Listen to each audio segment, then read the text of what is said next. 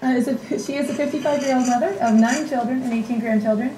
She's caring for her elderly mother and 8-year-old grandson. She escaped her abuser more than 17 years ago and remained in hiding from 1993 until 2002. Despite being homeless twice, she has always maintained 2 to 3 jobs and made sure that every one of her children went to high school.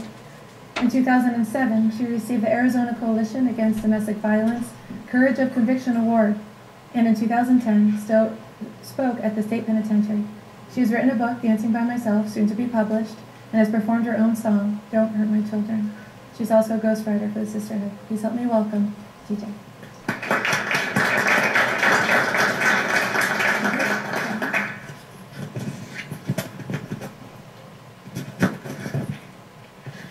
Thank you all for choosing this venue to come to. We appreciate that. First of all, I have 9 children that I love to death. The 9 children that I have are what inspire me to continue and to use my voice and to speak out against domestic violence. I was married 3 times to 3 husbands who were all just alike. And when you hear the old adage that sometimes women tend, or men, tend to follow in the same footprints, in the same path when they choose mates, that's what I did as a young, naive lady. I won't expound too much on the first 2 husbands. They were abusive. They were verbally abusive more than physically abusive.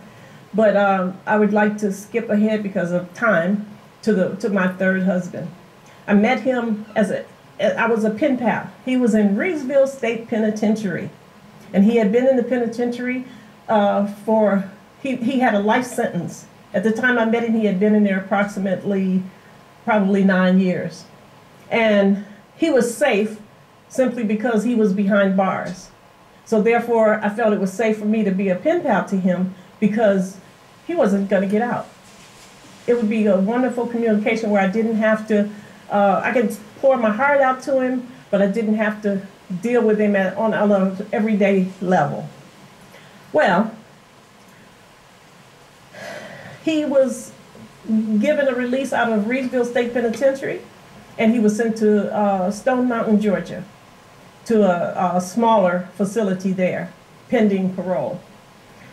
When he got there, approximately a month after he arrived, he got into a fight. I had moved to Georgia from Illinois in order to be closer to him, so when he got parole, we could get married. He got in this fight. They sent him back to Reedsville State Prison, which was approximately 500 miles away. So here I am with 3 children in a strange city. My family's far, far away, and I'm all alone. It took me approximately a year to get on my feet, but in the meantime, taking care of 3 children, I'm working part-time and walking to work every day. I met this nice-looking guy, and we started talking, and we ended up getting married. So when we got married, I had to inform my pen pal that I could no longer come and see him because now I'm married. He was angry. He called my minister, my mother, my sisters, my brother. He called everybody he could think of. He wrote articles in the papers about how his wife had committed adultery and I should be stoned to death. So I continued with my husband for approximately 5 years, and I had 3 sons for him during this marriage. He was very proud. He was from Africa, and their custom pretty much is the more sons you have, the more blessed you are.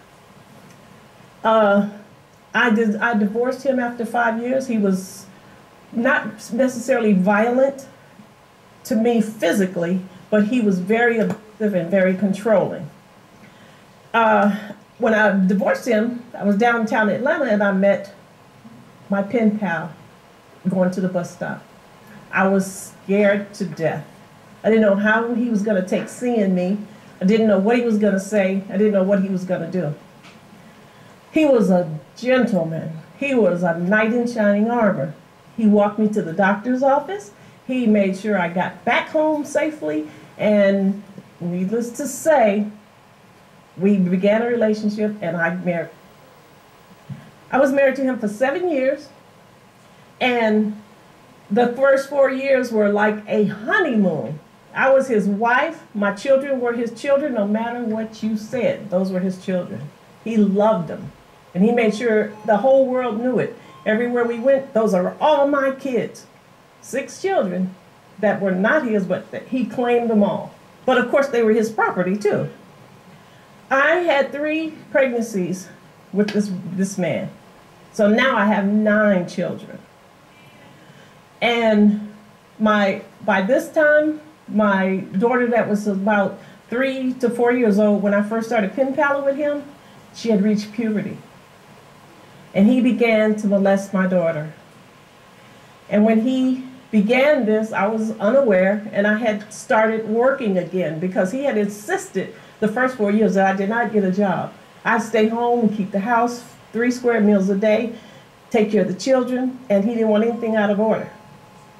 There's a movie with Jennifer Lopez, and I believe the title of that movie is Enough, and that movie almost mirrors what I had to do. When I found out that he was molesting my daughter, I reported it to CPS. CPS came out, they took statements from me and my daughter while he was at work. And they were shocked, and they were gonna do this and they were gonna do that. But that evening they promised they were gonna come out, and they were gonna come out with Atlanta Sex Crimes Unit. And they were going to talk to him and arrest him that evening. But when he got home from work, I told him they were coming out to do an interview with him because of an allegation that was made against him. He didn't seem worried at all. I was sick to my stomach. The bile in my stomach was raising up in my throat, and I couldn't even talk. My throat was so raw from the acid. I waited, he waited. I waited, I put the kids to bed. CPS never showed up. Sex Crimes Unit never showed up. And he gloated. He said, see, that's what I'm talking about. They're not gonna mess with me, because he had a .357 Magnum that he carried with him every single day. And every single night he sat in front of us and he cleaned that .357. And he warned us, anybody ever tried to take his children from him, they were gonna die. He didn't care if they were police. He didn't give a damn who they were. Anybody that effed with his family was on his death list. And that was a subliminal message to all of us that we better stay in our place and we better not say anything. So one evening, my son, my twin, I had a set of twins, and the daughter that I'm speaking of that reached puberty, this was her twin brother. He was getting out of line. So he brought my son into the bedroom, and he told me, he said, watch this. And he took all the bullets out the gun. And he called him into the bedroom, and he told him, what do you think? What is your problem? You know who the boss is here? You know who's the man of this house? And my son was approximately 13, and he was already angry because he already knew what this man was doing to his sister and his mother. And as a little man, he couldn't do anything about it yet. He didn't care. My son showed no fear, no pain. He put the gun up to my son's head, he cocked the trigger, and he pulled it. My son never flinched.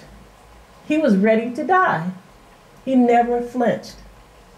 He did violent things to my children while I was at work. Some of the things he did, I found out about it after we went to court. One night, he went bowling while I was at work. He told my children, do not go out that door, don't open that door, don't talk to anybody. He left. My daughter liked the little boy next door, so she was talking through the screen to the little boy next door. But he backtracked. He came back. When he came back, she saw his car coming. She ran in, shut the door, put the lights out, ran upstairs. He came in, he called her down. He took her in the kitchen. He took a cast iron skillet and he hit her on her head and he knocked her out.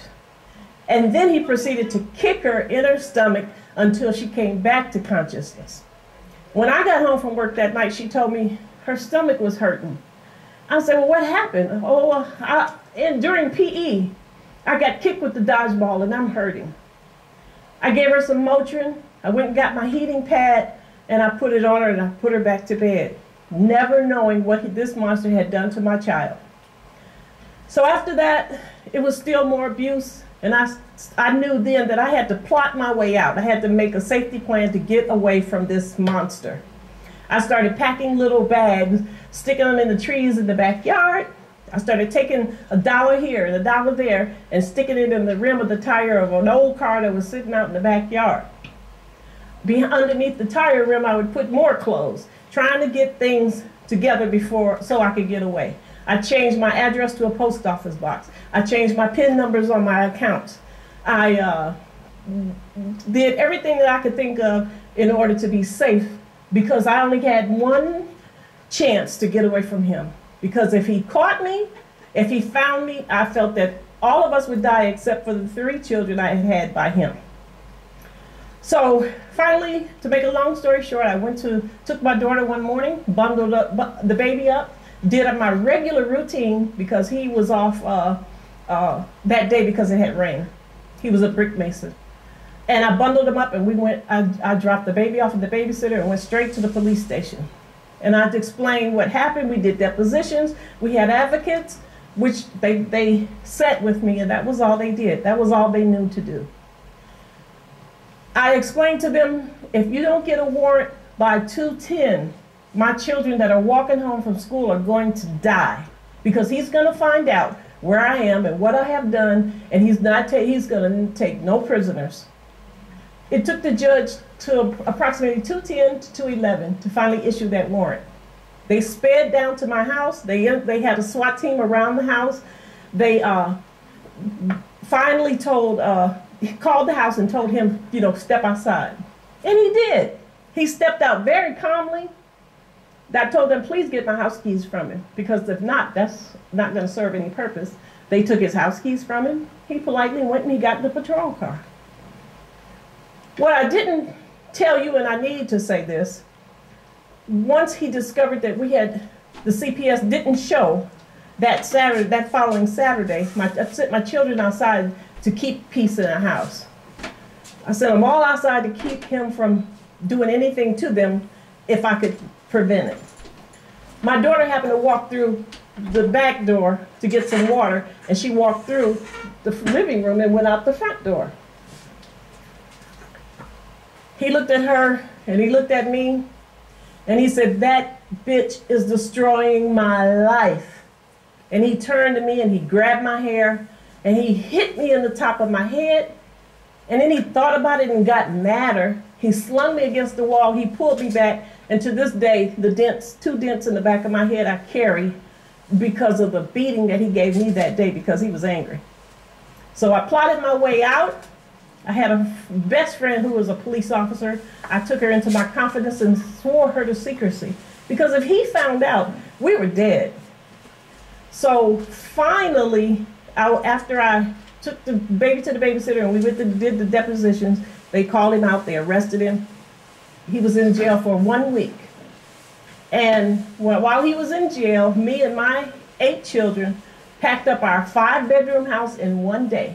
I went and got a U-Haul. We packed everything that we could get in that U-Haul, took it to storage, and we got away from that house before he could get out of jail and come there and kill us. And I lived about approximately a year under some police protection in a safe house.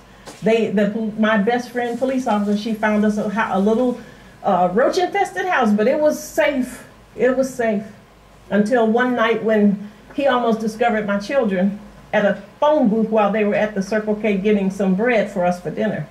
They ran around the back of the Circle K, they shot home, and they were panicked. He didn't see them, but they saw him. And one day, he was doing roofing on a house, and my daughter came in, and she told me, she says, "I saw him doing the roofing on the house." I made my plans to get away. I packed up everything I had. I got on a Greyhound bus with 8 of my children. My oldest son was grown by then, and traveled here to Phoenix, Arizona. And by the time I got here, I had 53 cents in my pocket. We've been homeless. We've been without utilities. We've been without food, but we kept ourselves together. And all I can say to you today is that I thank you all for choosing to come here and listen to our stories, because no matter who listens, we're going to talk and we're going to make sure that our voices get heard. But we thank you from the bottom of our heart for taking this choice and coming here. Thank you so much.